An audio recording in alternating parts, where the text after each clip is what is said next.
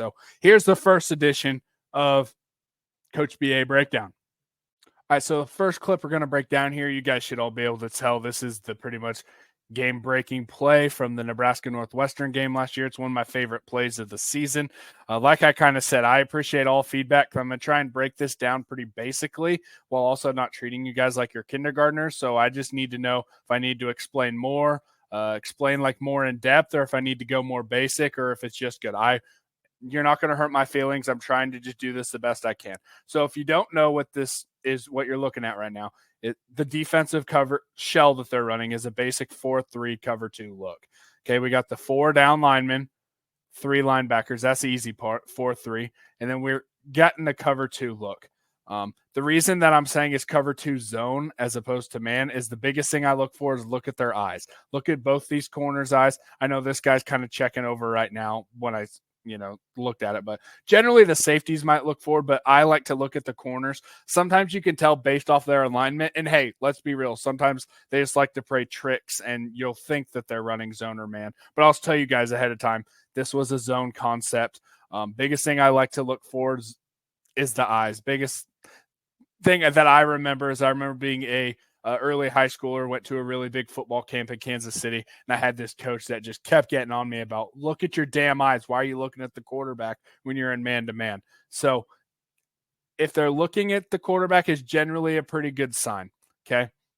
So something that we had gassed them on this plenty of times was we kept running power and counter. And if you watch a lot of this game, Northwestern was a guard reading team last year. I haven't looked so far into them to know if that's what they're going to be doing again this year. But last year, they were very much a guard reading team. So what that means, if you don't know, is these linebackers, you could be a back reading team or a guard reading team.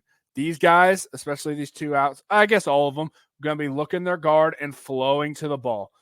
I like to think it's more of the outside guys, but this middle guy does in a lot of offense, a lot of defenses as well. So if you look, I like to kind of go this. As soon as you see that guard pull, look at all 3 of them. Look at all 3 of them. They all start flowing that way. And then they realize, oh, crap, because they didn't look at any of the backfield stuff. If you look, they just followed that guard. Because if they were reading the backfield, they would have seen. I mean, that wasn't honestly a very good fake. And then look at our halfback down here. So they're definitely reading guard, and then they realize. But something I really want to point out here is where they screwed up on is their cover 2 defense right here. Okay? What they really needed to do in the cover 2 defense, all that really means, cover 2 defense, boom, deep half. These guys, corners, generally going to have flats. They're going to have flats to outside generally. Flats to outside. This guy is generally going to have to play inside, but you're going to see how they screw this up.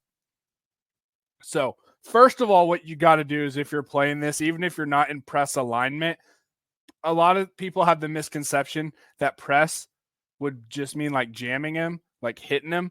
But no, all press means is they're lined up here. They're not lined up there. But even in this, if you got flats and you got a wide receiver coming at you like that, you have got to jam. You've got to jam. And that's what this guy, I don't know, I don't remember his name, but he did not jam Malachi at all here. Look at him. He bites so hard because, again, we had hit some good run plays with our power and counter looks, mostly power, and option a little bit too, and he bit. So he did not redirect whatsoever. No jam, no redirect, and what should have happened on this cover 2, the way that most people teach it, like I said, flat to outside. So what he should have done is about right here, jammed Malachi and kind of stayed with him a little bit. Because what's going to end up happening is once they goes, since he's taking flat to outside, this safety is supposed to be taking inside on the cover 2. He's supposed to be an inside leverage. But what happens is, since he didn't redirect whatsoever, Malachi has a free shot. So what should have happened is he should have stayed with him until he got to about the safety to pass him off. It's literally as soon as you get there, some teams, I mean, everyone's going to have a different code word, but you're going to pass that off to be able to run that deep route, and it should have been inside. But since there was no redirect, Malachi's got a free shot. And here's something I want you guys to look at. Right there. This safety right here is now having to flip his entire hips and start backpedaling while Malachi Coleman, a fast mofo, is running at full speed, right? Full speed. And then that safety is again going to have to try and turn his hips around. And that's just a recipe for disaster, having to change of direction that much, that rapidly. The other thing I really liked about this play is, if you look right here, watch our tight end. He chips, and then he's on a delay route is what I call that. He's chipping and blocking, and then he's running a delay route. The linebackers bit so hard on that run fake, since they're reading guards. And that corner, now that he realized, oh crap, I messed this up, he's trying to get back because he knows he's supposed to pass this off. So what ends up happening, he's now sprinting straight backward. Look at this. He's running straight backward. We also have this wide open. Wide open. We got that. But as you'll see, and hey, and before I show you the throw, look at this. Look at this clean pocket.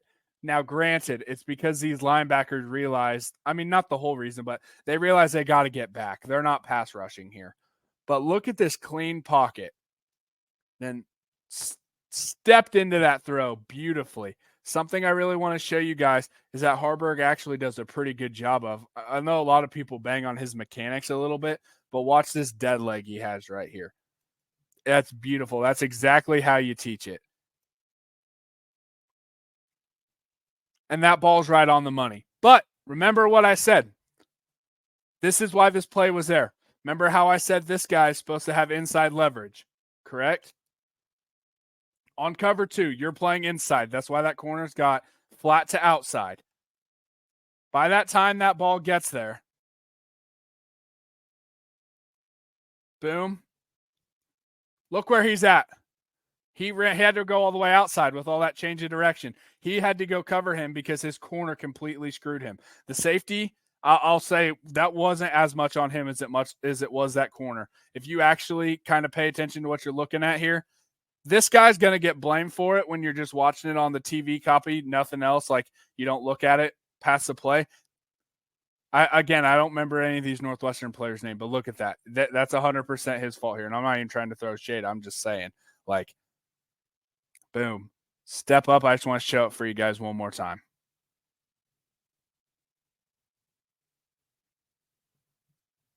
Beautiful. Beautiful, beautiful, beautiful. Boom. Touchdown. Wide open. Beautiful catch and throw. I'll give it to you guys in full speed one time, just so you guys can see what it looks like. Boom. Touchdown, baby.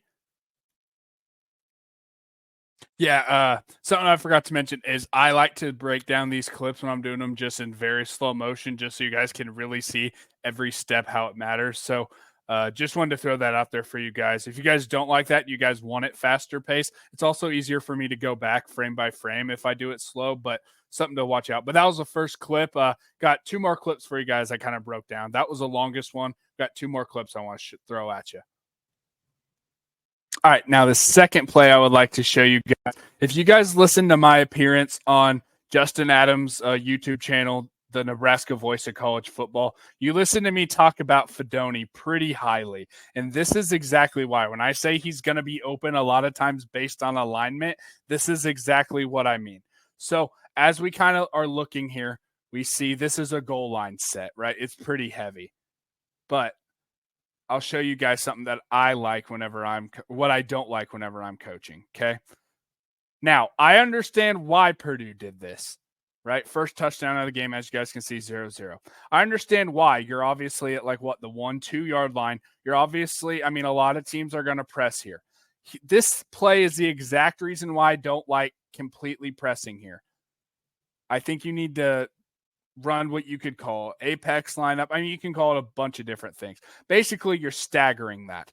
What I would generally like to see is this, well, how I would run it based on just how I've done it in the past is I'd take this corner pressed up and then this guy walked up. I'd have him be like 3 or 4 steps back, probably somewhere around right here. And you're going to see why. So now, granted, they're not exactly at the same depth right now. They're not exactly, right? But they're pretty freaking close. It's good enough for this because then what you're going to see here,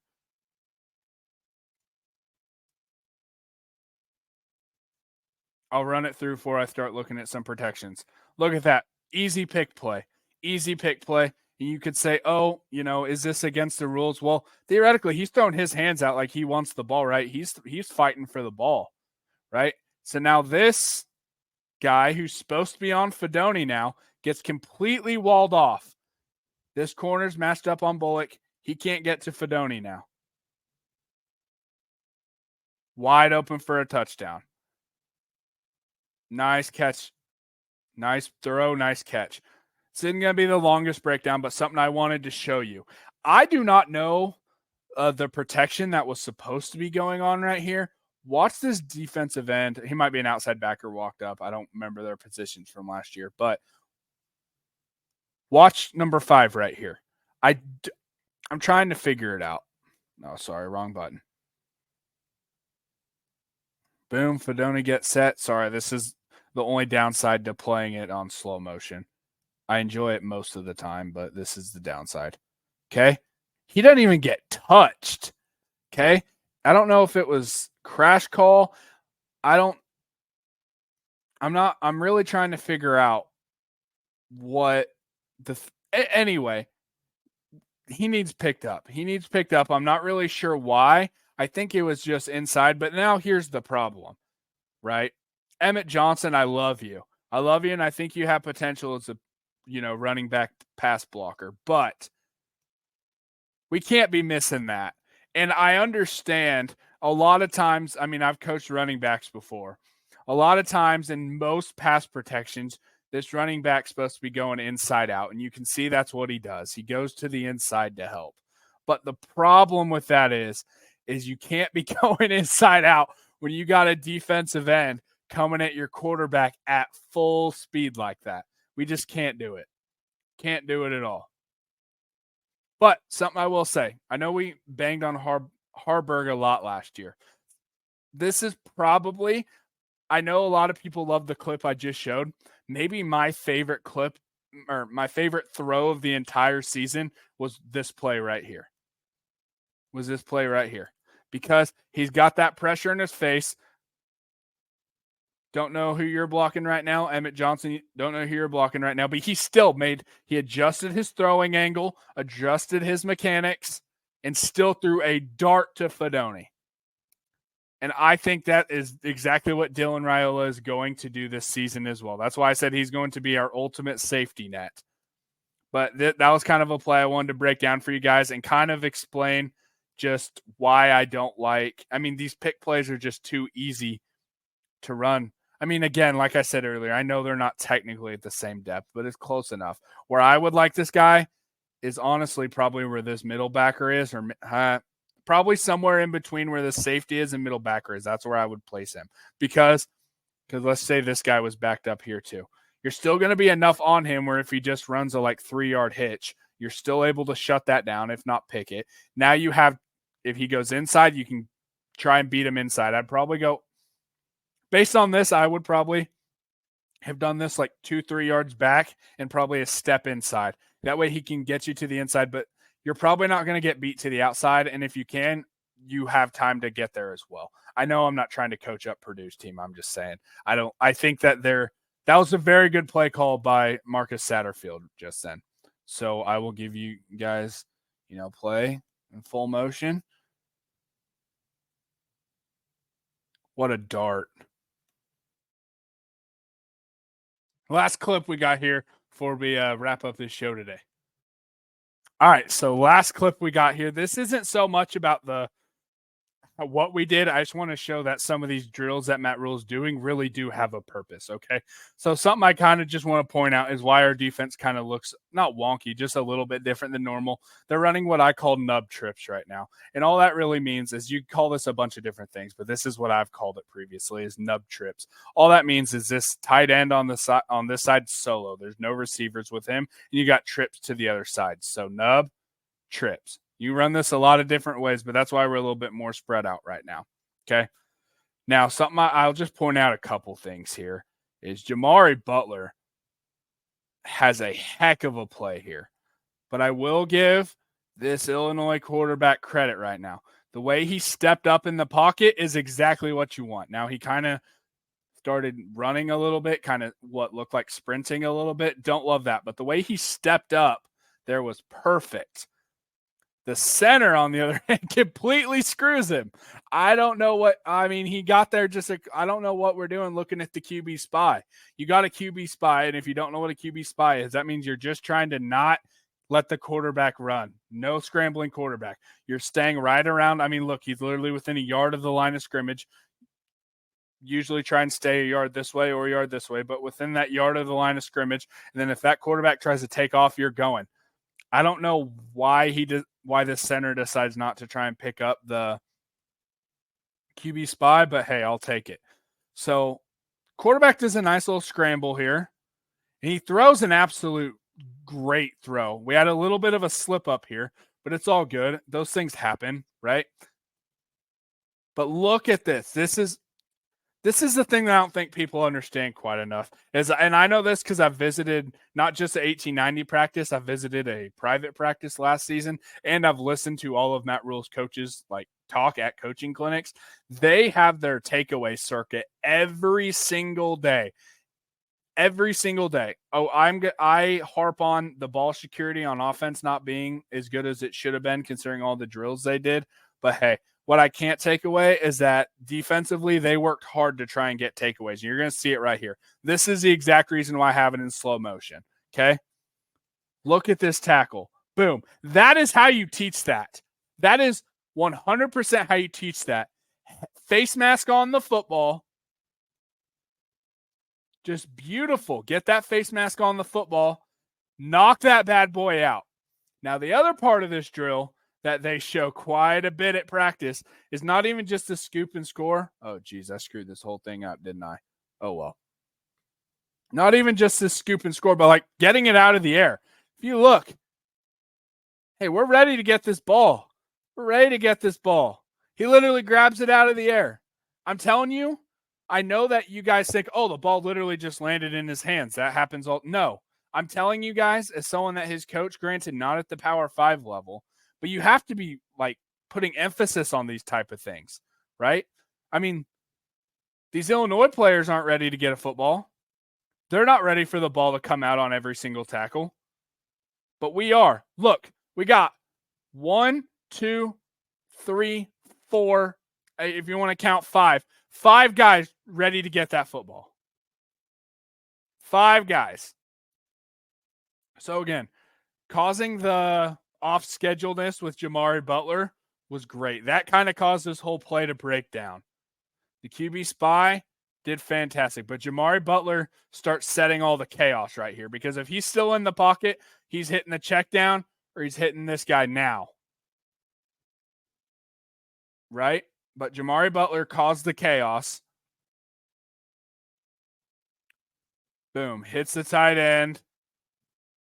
I'm going to pause it one more time just to show you how beautiful of a tackle that is. That's clinic tape. Honestly, I might be showing this. I might be showing that exact tackle. I'm not even lying to you. If I get hired as a defensive coordinator next season or as a head coach, which is the goal, this right here. All right, I'll show this one to you guys in real time.